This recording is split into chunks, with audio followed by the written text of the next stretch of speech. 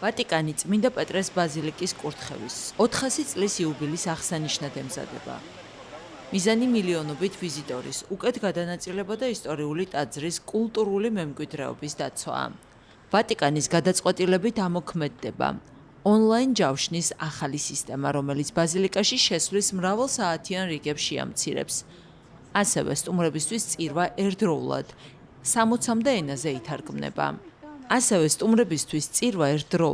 60-მდე ენაზე ითარგმნება.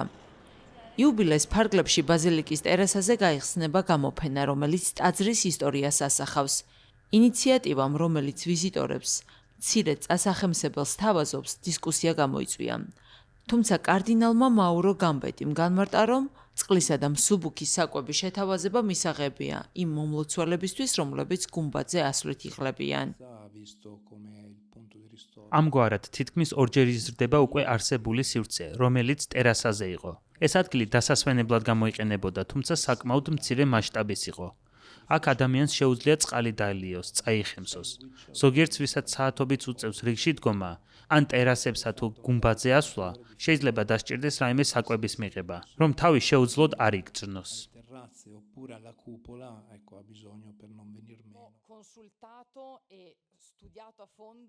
ჩვენ სიღრმისეულად შევისწავლეთ და გავაანალიზეთ მრავალი დოკუმენტი, რომლებიც მე-17 საუკუნიდან დღემდე პერიოდს მოიცავს. მათ შორის ფასადის აღდგენასთან დაკავშირებულ მასალებსაც, რაზეც დოქტორი გრანატა 1997-99 წლებში საუბრობდა.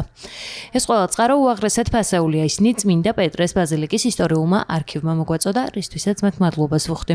ამ დოკუმენტებს ისეთივე სიფრთხილითა და პატივისცემით მოვეპყარით, როგორითაც მარმარილოს ქვასა და იმ საძირკველს, რომელზეც ბაზილიკა დგას.